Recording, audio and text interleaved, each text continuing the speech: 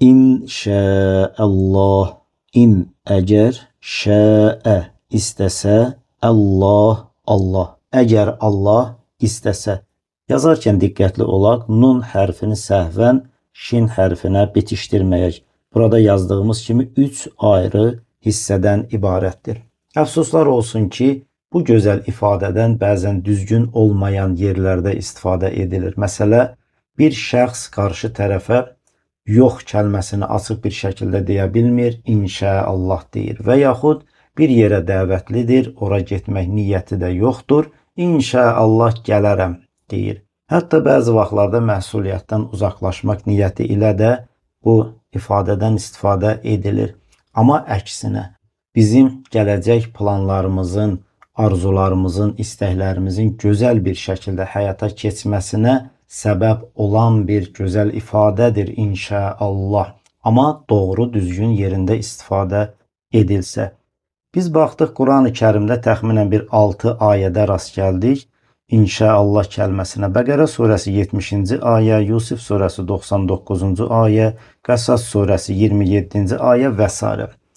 Amma Qəf surəsinin 23 və 24-cü ayələrdə bu barədə bizə Uca Allahımız gözəl bir mesaj verir. Deməli, Qəf surəsi 23-cü ayə və 24-cü ayənin əvvəli. Bismillahirrahmanirrahim. وَلَا تَقُولَنَّ لِشَيْءٍ إِنِّي فَاعِلٌ ذَلِكَ غَدًا.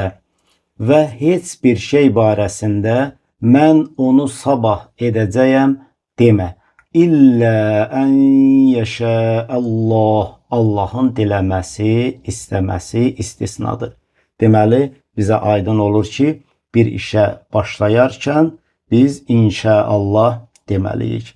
Çünki bildiyimiz kimi insan az sonra hansı hadisə baş verəcək, hətta özünün bir neçə dəqiqədən sonra sağ qalmağına zəmanəti yoxdur.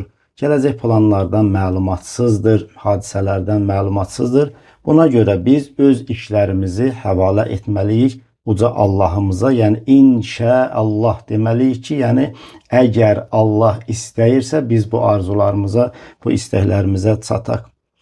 Və bunu deməklə biz Uca Allahımızın hər şeyə qadir olmasını, özümüzün də zəif, aciz olduğumuzu sanki bildiririk. Amma inşaallah deməklə özümüzə də bir arxayınlıq salmayaq. Əksinə bunu, bu gözəl ifadəni deyək, sonra da güc, qüvvət toplayaq və zəhmət çəkərək hərəkət edək ki, planlarımız həyata keçsin.